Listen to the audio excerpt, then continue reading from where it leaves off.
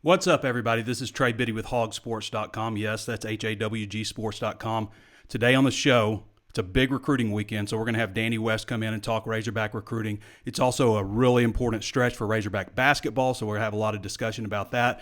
We'll get to some of your questions as well. All that and more on, all that and more on Hog Sports Live.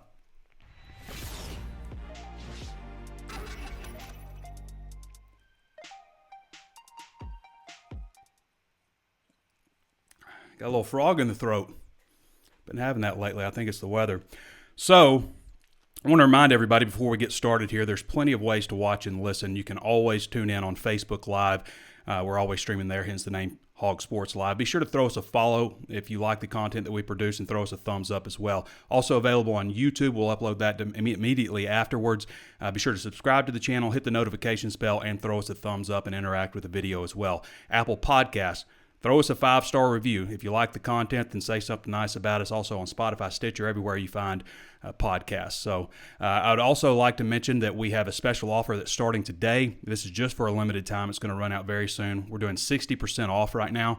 60% off an annual membership at HawgSports.com, part of the 24/7 Sports Network. This is a great deal. And it'll run out, I believe, Monday. So if you want to follow this last stretch of recruiting, all the stuff going on with the junior day, and we'll get into a little bit of that. We're not going to give the horse away, but we'll get into a little bit of that with Danny West. Then sign up at HawgSports.com. I think it breaks down to like 11 cents a day, $3.58 a month, I think. So that's a heck of a deal. And it comes with a 7-day free trial. If you don't like it, you can cancel it. But you're going to like it. You're going to like it. Your number one independent source on the Razorbacks. See what we're cooking over there. If you like the stuff that we do with Hog Sports Live, Walk and Talk, Drive Time, Out of Bounds with Danny West, if you like all that stuff, then come see what we have behind the curtain. Promise you won't be disappointed. Also, in the month of December, I just got this information in. Our message boards, specifically the Razor's Edge VIP forum, which you get with HawgSports.com, was the number one active message board in the entire country in the month of December. Number one, not by accident, number one. And that just goes back to what I said about Hog fans. You know, this was December. You know, people looked apathetic because they weren't showing up to the games in November and stuff. But Hog fans, there was still a burning passion. And that is evident by the traffic we had there. All right, guys. Appreciate you listening in to all that. For those non-subscribers, go check us out.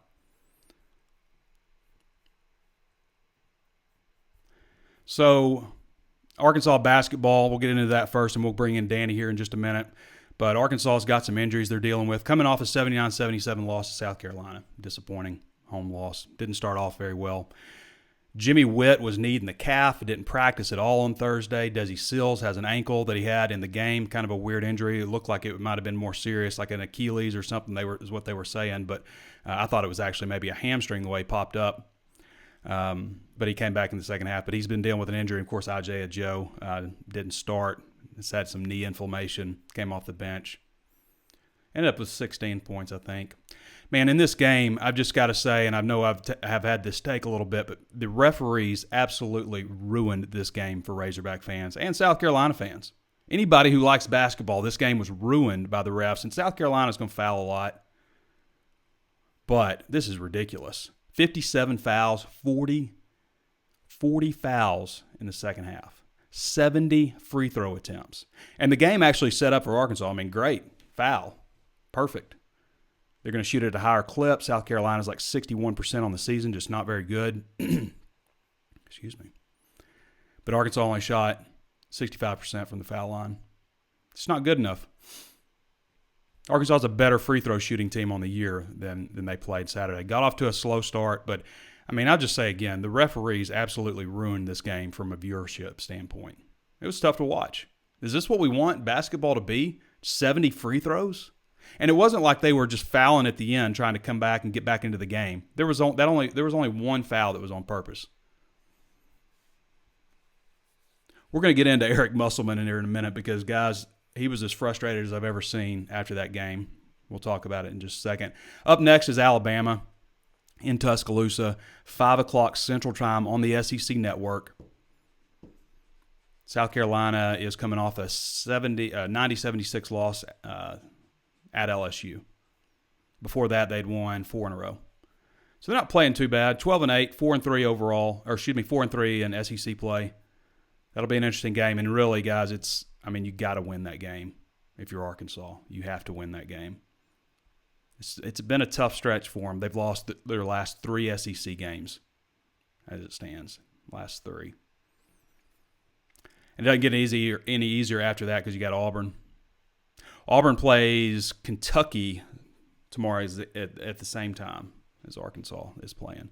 So they're playing Kentucky, and then after Arkansas, they get LSU. So the game is in Fayetteville, but Auburn's number 17 ranked team in the country. They're pretty good. So, all right, I want to get into this Eric Musselman video, guys, because we've seen dozens of Musselman press conferences now, right? Dozens of them. And this, I think, is the most frustrated that I've seen him. I cut it up a little bit, so it's about 2 minutes and 50 seconds long, but I think you'll enjoy it. After the walk-in talk, I always felt a need to, just kind of vent, get my frustrations out there, really the frustration I think that everybody was having, because really in the post-game press conference with Morris, it's just like, that's unacceptable. It's unacceptable. And, just a bunch of coach speak and bouncing around the question. Musselman, everybody in the room knows Musselman's frustrated. Everybody. A lot different. Here's the video. For those watching, the facial expressions and stuff and just the hands up, but those listening, it's still quite entertaining. Eric, what happened on the technical? We heard they just said it was the bench. Was it on Hayes Myers got a technical. Staff member. I know you can't be happy about that. Kind of what you're Not happy at all. I mean, you lose by 2 at home in a game that's got extreme significance, and a staff member gets a technical. The only person that needs to talk to the referees is me and me only. And, I don't know what else to say, Bob. Extremely disappointed. You can coach, you can game plan, you can do all, but when you leave points on the board like we did from the foul line, I don't know what else to do but have him shoot some more foul shots, reps. But, we take 26 threes. Again, we took 9 the other night. And, if as a team you shoot under 30% from 3, like, you can't keep doing that. I'd love to shoot threes. That's our style that we've played in the past, but it's not effective for us right now. Not taking that many when we took 9 last game. And so, and we knew that they're a high volume, put the other team on the free throw line. We took 40. We could have taken who knows how many if we didn't take 26 of our 54 shots from 3. Who knows how many foul shots we could have taken.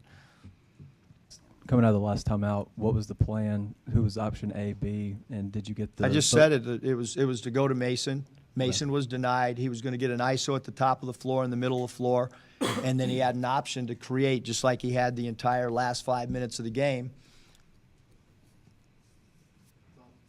Yeah, Frank said Hannibal did a real good job at denying him the ball. Do you just kind of give Carolina credit for their defense there at the end?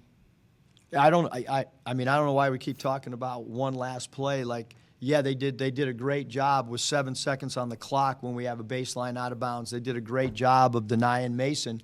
Having said that, we just played a team that led for 37 minutes and 43 seconds. We should also talk, you guys, a little bit about what happened. Why did we not have any rhythm to start the game? Why did we not get any shots up on the – we couldn't even get field goals attempted early in the game. To me, that was more than anything. They substitute a lot and use a deep bench over 10 guys sometimes. And tonight, is that a hard thing to prepare for and game plan for because you're not sure what combinations are going to work for? Nope.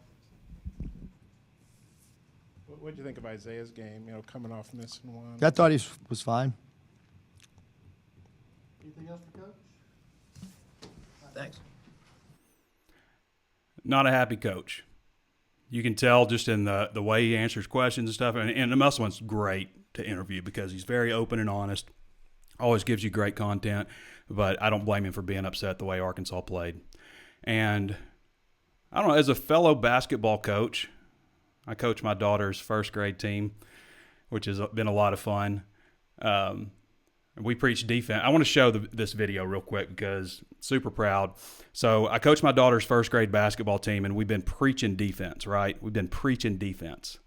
And she takes it to heart. So this video got picked up by House of Highlights on Instagram, which has like 15 million followers. The video got, last check, I think it had 1.8 million views. So this is my daughter's video here. See that defense? That's the jumping jack technique. I told her, I said, get your arms up, get belly to belly on them. That's defense right there. That's what Arkansas's got to get to. So we got a little P-Bev here, little Patrick Beverly defense. You want to jump into him. Don't foul him. And then here at the end, just kind of frustrate. Just be that antagonist. A little James Harden step back there. That's not a travel. James Harden step back. So for anybody out there working with first grade girls, there's a few things you got to know. First of all, you're going to be inclined to a few rules. These are the 3 coaching tips for coaching first grade girls basketball. You're going to be inclined to teach them to pass and share the ball a little bit, but you never pass in first grade girls basketball. It is a turnover waiting to happen. So work on it in practice, but in games, get down the court, tell them to take the first open shot, first time they have somebody without their hands up, and then just preach rebounding. And then everybody gets involved that way. But if you teach them to pass, which you'll be inclined to do, you're just going to turn the ball over. Defense, defense, defense, just like this. Just like my daughter. Hands up and get up close. Most of your scores are going to come on fast breaks, so it's important to be good on defense. And then afterwards, always hand out best listener, hot shot, most improved, all those type of awards. Anyway, super proud of my daughter. One of my favorite comments said is, there's a proud daddy sitting in the stands somewhere. All right. All right, let's get into Danny West now. I know people are wanting to hear the recruiting stuff because there's a lot of big news coming up this weekend. Not so much just like huge recruiting weekend for visitors and stuff. I mean, for like 20 players, because I think a lot of them are, preferred walk-on types. But junior day, and we'll get into why it's important junior day, because there's a huge dead period that's come up that wasn't here last year. Biddy. What's up, Danny? Danny, I was just telling everybody about the big recruiting weekend we've got coming up, and not so much just like for 2020 scholarship players, but there's also some invited walk-on candidates, but also the junior day. So first, let's just go over who is coming in for officials this weekend. All right. Well, it's a group of 9 that we're aware of so far. Obviously, we want to talk about the grad transfer. Xavier Kelly, a defensive lineman from Clemson. He's got a lot of interest here lately. Nebraska, I want to say TCU, Georgia Tech now, North Carolina making a push there. So not a guarantee by any means, but good for Arkansas to get him on campus, and we'll see where it goes from there. But as you said, it is a very strong preferred walk-on weekend. I think 5 of the 9 are PWO types. I do want to mention Catrell Wallace, actually finally going to be able to take his official visit up here. Waits till the last dadgum weekend. I was beginning. Oh, there it is. I was beginning to wonder if he'd ever get up here, but Catrell's finally coming in. He's got a basketball game tonight, so he'll be in early in the morning. Andy Boykin, a former 4-star defensive lineman out of LaGrange, Georgia, which I'm sure you're familiar with, Trey. Troup County. Strong side defensive end, 6'3", 265. He's had a very interesting recruitment, a very lengthy recruitment. He had offers from everybody at one point. I mean, we're talking Georgia, Alabama, Florida State, you name it. He had it, and a lot of those teams have, obviously gone away here at the end. Mm-hmm. Curious to see if he's got all of his boxes checked outside of football. He told me he does. He says he's on the right track there, so we'll see. But they're going to bring him in. They saw him earlier this week. Andy would be a really big-time get if all those boxes are checked. Jake Ray, a tight end out of Fort Laud, Florida. St. Thomas Aquinas, 6'4", 245, currently committed to UNLV. We've talked about the tight end position at Arkansas for how long now, Trey? Long time, right? A lot. For good reason. For good reason. They've got 2 scholarship guys. They've got to get somebody yesterday you saw Brandon Frazier commit to Auburn. Yeah. Believe it or not, I think Texas San Antonio, Jeff Traylor, Barry Lunny, those guys, I think they're feeling really good about Alan Horace, your other former tight end commitment. So you got to get somebody, and Jake Ray is expected to be up here this weekend. Danny, I think, doesn't that just show you, though, like how important relationships are in recruiting? I mean, you're talking about there's a possibility that Arkansas would lose Alan Horace to UT San Antonio.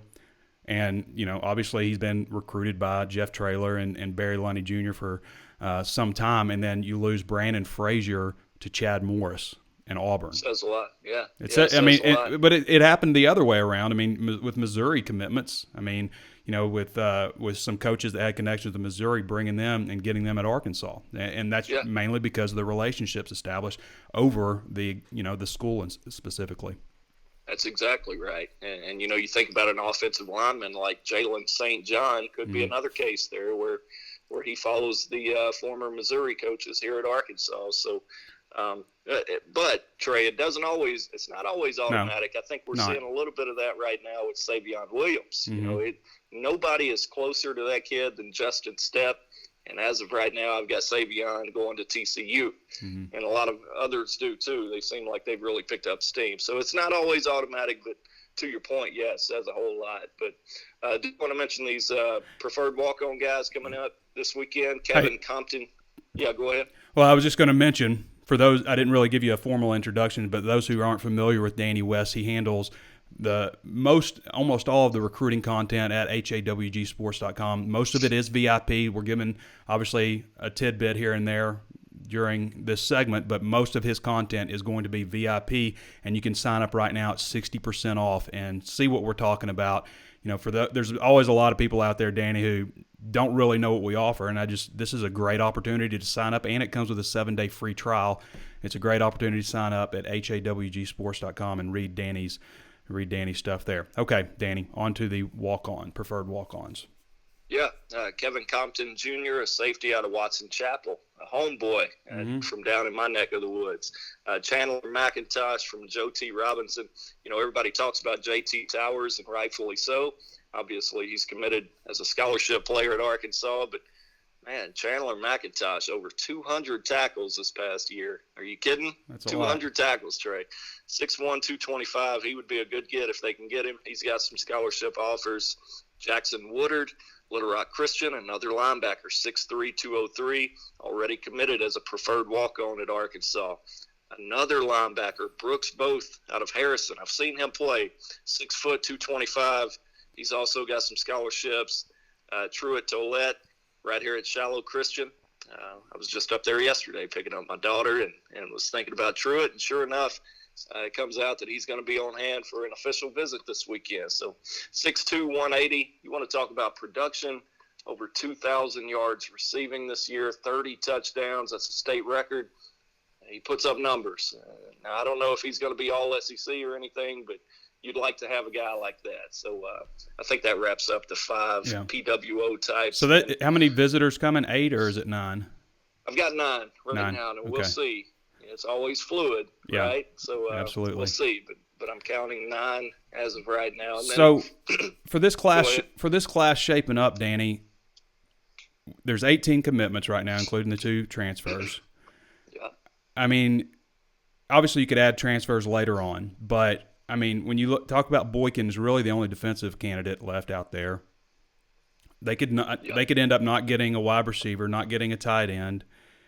1 or 2 offensive linemen, if things go 2 offensive linemen, say 2, if things go really well, and quarterback.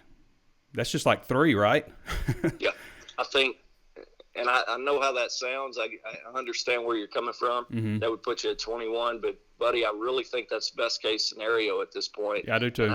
And given the circumstances, I'm not sure how really anybody could be mad at it if you finish with a quarterback like Malik Hornsby. Yeah. 4-star, top 100 guy in the country.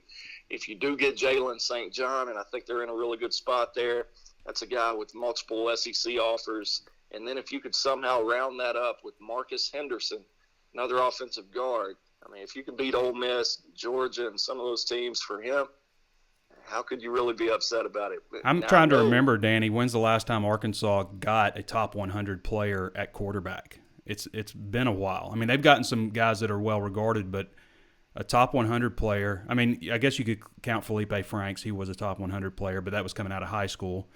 But this would be a really big get, and really a guy that's rated higher than – and quarterback's a tough position to evaluate, but really a guy that's rated higher than both Jacoby Criswell or Chandler Morris. So, at one point it looked like, well, Funny great. how things work out. Yeah, it looked like – whoops, I lost you, Danny. It looked like great. They're going to end up losing – out on quarterback because they didn't recruit Jacoby hard enough, and they, obviously Chandler's not going to come if his dad's not the head coach, but it looks like it's going to work out there. And I think it's interesting to say also, because people have talked about Morris's recruiting, and Arkansas is ranked 46th or something right now, but in Morris's first year at Arkansas, they were 48th, I think, nationally, and it's just because you just don't have any time to recruit. You have 5 days basically after you hire a head coach in Arkansas situation, and then 80% of the prospects sign, so you're left with 20% of the guys that will end up signing Division I remaining. That's a tough place to be in when you're starting the program all over again. And I've said before, it stinks for new coaches, but when you also consider all the assistant coach changes, the pressure that's put on the recruits to sign early, maybe when they're not quite ready because there is a lot of things going on during the school year, including their football season. I don't know that it's a good thing for student athletes either. And not only, first-year head coaches. It's. I don't know about student athletes. I'm sure they're probably going to end up doing something along the way to change this thing. I mean, it's so widespread, man. It's so spread out now. I'm just not sure. I'm not sure it's healthy for the game. I know it's not healthy for first-year head coaches. Yeah. Sam Pittman had 4 nights on the road when he took over in December. 4 nights that he went out and actually recruited to try to put together that early signing class. And, he did a really good job. He got Miles Slusher and Darren Turner back on board. He picked up a JUCO guy, Coates, who I think can help him. I want both of those guys at safety, by the way, Danny. I want Slusher and Darren Turner at safety. If not Turner at safety, then Turner at the hybrid outside linebacker. That's what I want to see. That's where I would have him. But I'm with you either way. I want him on defense. Sure do. Forgot where I was going with that. But, yeah, it's been really tough. And going back to my point, if you could come away with those 3 that I mentioned, I think it's best-case scenario, and it'd be really tough to argue when you understand the circumstances and the way this recruiting calendar works against coaches like Sam Pittman coming in, as we saw with Chad Morris. And Chad only had 17, 18 spots to fill in that class, which made it even tougher, but almost worked to his benefit too because, Pittman – technically, he could sign a full class of 25 if he had enough guys, right? Quality guys to fill it up with. But hey, if you can come away and save a few of those spots, I mean, we're talking about grad transfers. You pick up the cornerback, Jerry Jacobs. You get Felipe. You got Xavier Kelly coming in for a visit. The Levi Draper tomorrow coming in for an unofficial visit. The Oklahoma transfer, those things can add up quickly. Yeah, and you can always count players. You know how many they can count back in this current class? So I don't. If they did need to go over. So, but at least one they would have been able to. And so if they do that, then because we've heard 26. Yeah, and if they end up at 21, then you've counted one of those back, so you're at 20. Then you could have 5 extra ones next year. Sure. Which is really a better opportunity to be in the game recruiting more. And that takes me to – that's a great segue, naturally, to Junior Day, Danny. The recruiting calendar has changed. You didn't used to have this long dead period in February, and now you do. So it used to be, as you said, you would bring in a bunch of recruits in February and you just have these huge Junior Day weekends. But now that's not happening anymore. If you want juniors in, you got to do it now. You got to do it now or wait till March, and nobody in this day and age is going to wait. When you look around your neighboring states, and Tennessee's doing one this weekend, OU, I'm sure, Missouri, everybody's going to do it, right? So Arkansas, surprisingly, or maybe not surprisingly, I don't know, but they've actually come away with a really impressive list here going into the weekend.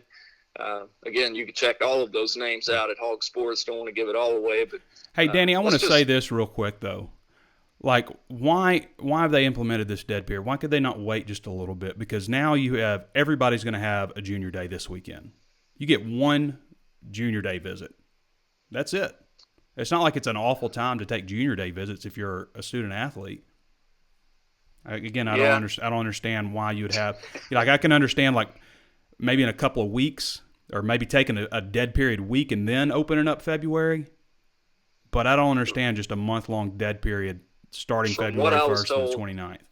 From what I understand, head coaches, several of them got together and said, hey, we've got to do something. I know fans hate this because they're like, man, you're making $3-4 million a year.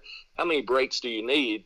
But at the same time, the head coaches felt like, hey, with with official visits now happening in springtime, followed by camp season and, spring football had just wrapped up, they really don't get much of a break anymore outside of the month of July, right? July. So, they had to do something. I kind of see it both ways. I do again, but Danny, how's it good? To go the full month. How's it good for the student athlete? Again. And the same thing with the early period. All I heard, remember when Brett was talking about the early period and then, being able to sign players early when that came about also. And it was like, well, you don't want to have to babysit a guy that's been committed for a long time. Yeah. That doesn't sound like it's a benefit to the student athlete. It sounds like it's a benefit to the coach. I don't get it. I don't get the scholarship policies when you can officially offer a scholarship, because then you just throw out a bunch of BS scholarship offers that don't matter. And the NCAA has sped up the process, and at the same time, you can't offer a scholarship until August of their senior year. I've heard Sam talk Pittman lately would say, of, that's stupid. That's stupid. Yeah, they're trying to somebody's got the idea that you can't even extend a verbal offer. They want to come up with this new idea that, it's got to be a particular date, say September 1, right? Going into their junior year, you can't even offer or let's say it's even sophomore year. But then, you're adding another huge day to the recruiting calendar, and it would just be another. Before you can offer a verbal offer? Even verbally. Yeah. And then what you run into is, a kid is going to slip up at some point as prior to that date. He's going to say, well, I've got offers from Arkansas. Exactly. That's stupid. Let's put it in. And then let's you've do got it. an NCAA Right. deal. Just put it in writing, because it's all, you get semantics. You say, we want to offer you a scholarship, and somebody says they've offered me a scholarship. No, we haven't offered you. I said we want to. We want to offer you a scholarship. Yeah. And I talked to an NCAA representative a few years ago about that, about when you can offer scholarships to players, and the way he said it, I guess he didn't understand the question. But I was like, how is this benefiting student athletes for coaches to be able to offer them scholarships that don't mean anything verbally? And, you can't do it officially until this day. Just make them be able to do it officially. Make the recruit be able to say, well, can you send me a letter? Can you put it in writing?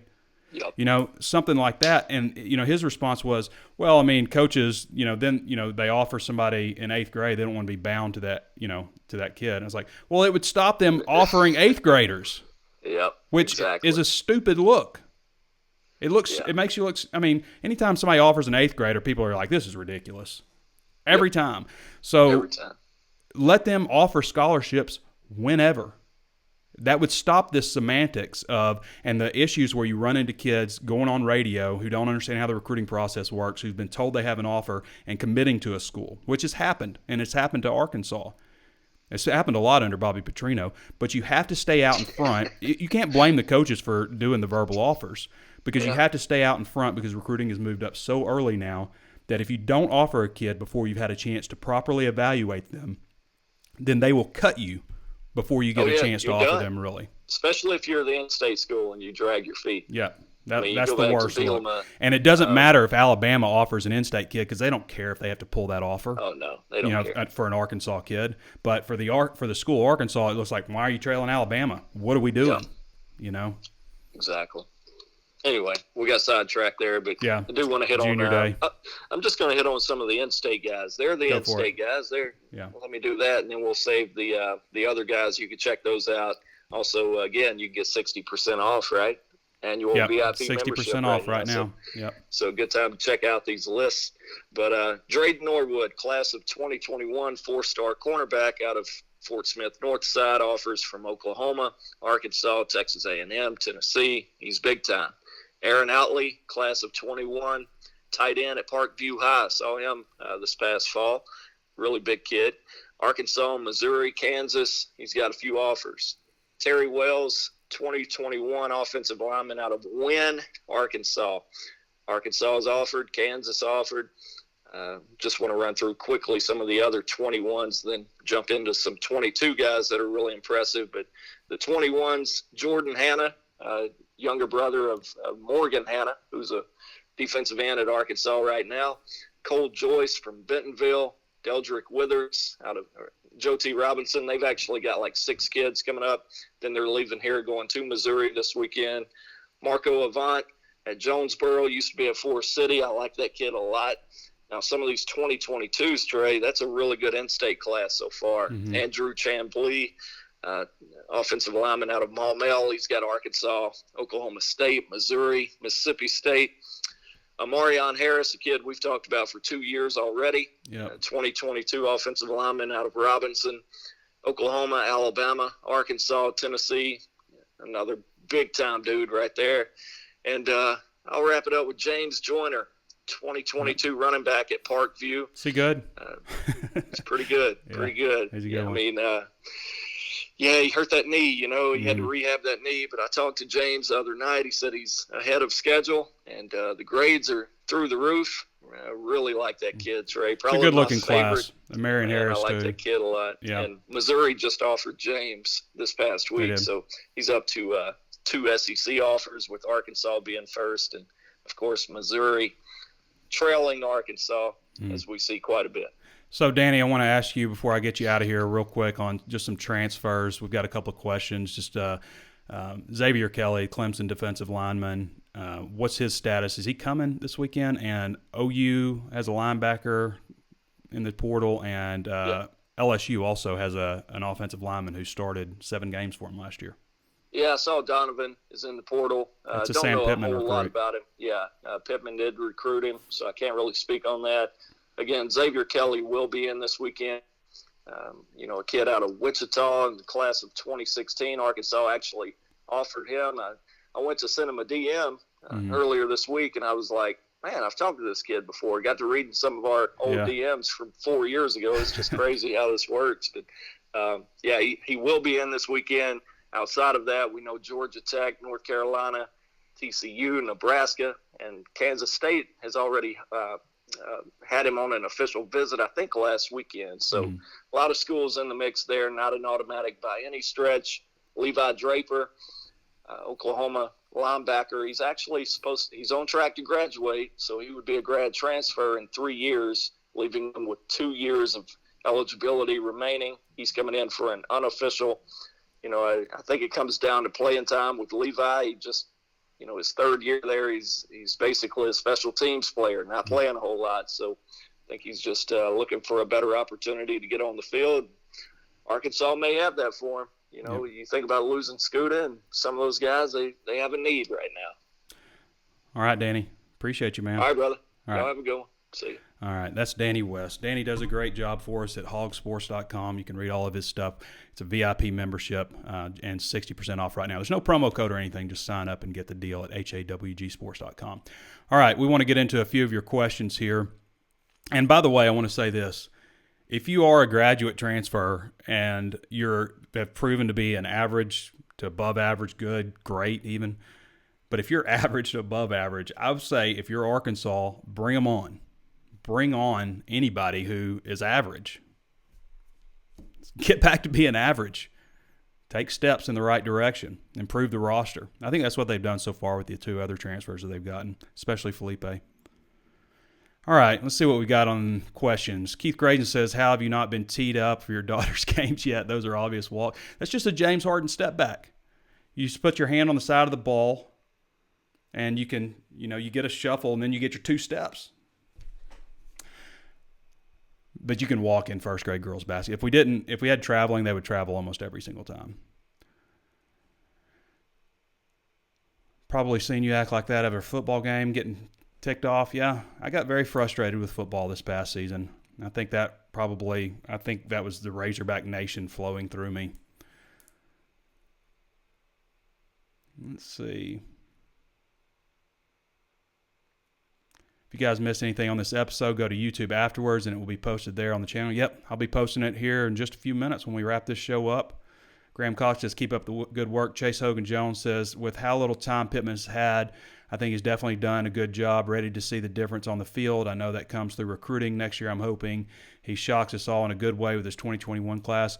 That's going to be the class that's going to be interesting. We'll see how that thing goes. But, they have a lot to recruit against. Chad had to recruit in the face of a 2-win season going on with that first recruiting class that ended up being really well and then really good. And then the next one with another, 2-win season in the midst of it. And that one ended up falling apart as things progress. But he's got a lot to overcome. But, again, this roster, sure, they can be bad, as I've said. They have an excuse to be bad. But a complete and utter disaster, no. They're going to be better this year. And it's going to come down to coaching and buying in and believing in their head coach. I think we answered the transfer guys. Matt Campbell says story reported receiver in the transfer portal might come back to Arkansas.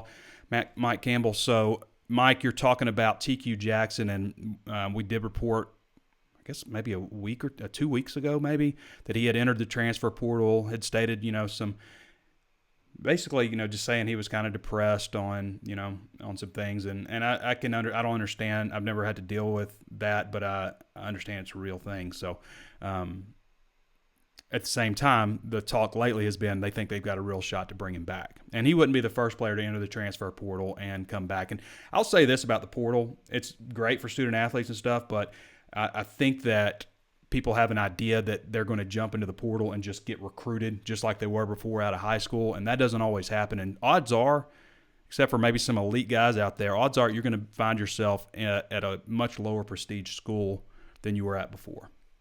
Those are the odds. Or not getting recruited at all and finding yourself going to junior college or something. That happens. But with TQ, from what I've heard lately, is that there's a real chance that he could return.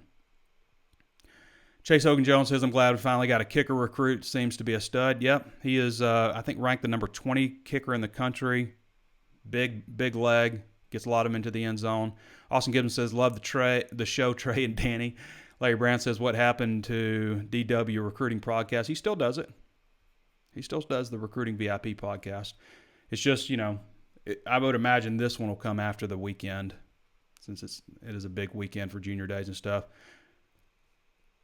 Chase Hogan Jones has been surprised how many in-state kids they've offered in 2021. Greg Toynton says, what's our next move with Frazier being gone? Any grad transfer at tight end? So there's another cycle of transfers coming. So you have the group of guys that redshirt themselves after 4 games, which I hate. Redshirt themselves in the middle of the season, quit the teams, enter the transfer portal to save a year of eligibility. So you have that group. You have the group that transfers out in December after the season is over, and a lot of those guys are trying to get in early, but they do it the right way after the season is early. That's when you transfer in the offseason. And then you'll have another group that'll transfer, announce transfers in the spring. We're starting to see that happening now. You'll have some that come after spring football. So really 3 phases. Patty Rogers says, I love HawgSports Live. We love you listening and watching, Patty. Thank you. Josh Garr says, how do you think our defense will look next year, losing Scuda and Cam and Sosa? I've said over and over again, it seems year after year they can't get much worse, and they keep doing it. So I don't want to say that. But, again, I don't think the roster shows a defense that is a total and utter disaster. Bad? Sure. Hopefully they're better than bad. Get back to being scrappy, man. Get back to being scrappy. Dustin Hoofman says excited about baseball season starting soon. They've got a media day today. I think here in just a couple of minutes. We'll have plenty out of that. Pete Roulier will be there covering that. Yancey Long says, what would be the greatest recruit we get on Wednesday in your opinion? Marcus Henderson, Malik Hornsby, either one of those guys. I would say Hornsby. He's a top 100 quarterback. They need a quarterback. Grant Torton says, tight end options after Frazier going to option, ? The Ray kid, I think, is the guy coming in who's committed to UNLV right now. Nathan Albert says, any chance on Broderick Jones? Long shot. Super long shot. He's probably going to end up at Georgia. Don't forget to look in southwest Missouri, Joplin, Webb City, Carthage, Carl Junction. Yes, they look in there. John Sullivan said, what about the tight end from UCLA? I'm sorry, John. I'm not familiar with him. Bruce Anderson says, don't be starting trouble with Morgan Walling. Not sure what that's in reference to. And Chase Hogan Jones says not having a total and complete defensive line hurts. We cannot stop the run. I thought Jonathan Marshall should have started last year, by the way. We'll see how things shake out with it. All right, everybody. I think we pretty much covered everything. Big recruiting weekend. Big stretch of games for basketball. It's been a big stretch of games. I mean, they've lost 3 SEC games in a row. Still think this is a tournament team, but they've got to get it turned around. They got to get it turned around. And this is kind of what you feared the whole time. You know, are they getting worn out a little bit? Are they getting kind of exhausted? They've been banged up. You've had Mason with a shoulder issue. Now you've got Joe with a knee. You got Desi with an ankle. You got Jimmy Witt with a calf issue. A lot of things shaking. I mean, the injuries are starting to get there. And then you talk about a really short bench. This isn't going to be an easy game on the road against Alabama. I think there'll be a lot of eyes on this one because, I mean, you lose this one, you're talking about 4 losses in a row, and that really starts to kind of put a damper on the way things go on. There's no reason. I mean, there's plenty of reason, but, I mean, you obviously saw the frustration in Eric Musselman's voice and his mannerisms. I mean, this is a guy that has been great to the media so far, and he's frustrated, and I totally get that. I, too, have been frustrated. I want to remind everybody, plenty of ways to watch and listen, but first, sign up. If you haven't signed up for our 60% off offer, sign up. And guys, I'm talking like people sign up. People always ask, why should we sign up? And they do, and they stick around. And it's because our content is better than everybody. We get it first. We have the inside information when it comes to recruiting and things going on. I mean, when there are coaches hires, we're breaking most of those. We're breaking most of the visitors. And it's not just that, but it's the interaction. The VIP forum, the Razor's Edge, in December, I don't have January's information yet, but in December, we were the most active message board in the entire 24/7 Sports Network across the country. That's not just by accident. It's because we care about that community. We put a lot of effort into it. We know how it works. I've been doing this for 17 years. It's a great place to be. And so not only do we have the content, but the great community where we drop a lot of our scoop. Most of our scoop and discussion on that kind of stuff happens there. So go sign up for our 60% off deal. You will be glad you did. Just sign up if you haven't done it. If you've ever wondered, what have you got to lose? It comes with a 7-day free trial. You're going to like it. We've got plenty of testimony to show that. I mean, so sign up for that. There's plenty of ways to watch and listen to the show. Always streaming on Facebook Live. If you haven't thrown us a thumbs up, go ahead and do so now. Throw us a thumbs up if you like the content, and follow the channel. Also on YouTube, be sure to subscribe, hit the notifications bell so you're notified anytime we upload a new video, and throw us a thumbs up on there. And interact with this stuff. We like interacting with people in the comments on YouTube as well. Also on Apple Podcasts right now, I believe we're the highest rated show and maybe the second most reviews. The Hog Pod, which is a little bit kind of different show, I think maybe have a couple more reviews, but we want to be first in both of those categories. We want people to see HawgSports.com when they search. So throw us a nice review if you don't mind. If you like the content, throw us a 5-star rating. Also available on Spotify, Stitcher, iHeartRadio, Google Podcasts, just anywhere you can think of to find podcasts. We are there. So I want to thank everybody for joining us. Thank you for making the show so popular. We really appreciate it. Thank you for Danny West for joining us. And, big game this weekend in basketball, big recruiting weekend. We'll be back with you guys on Monday, I believe. So this has been Trey Biddy with HawgSports.com, and we'll catch you next time.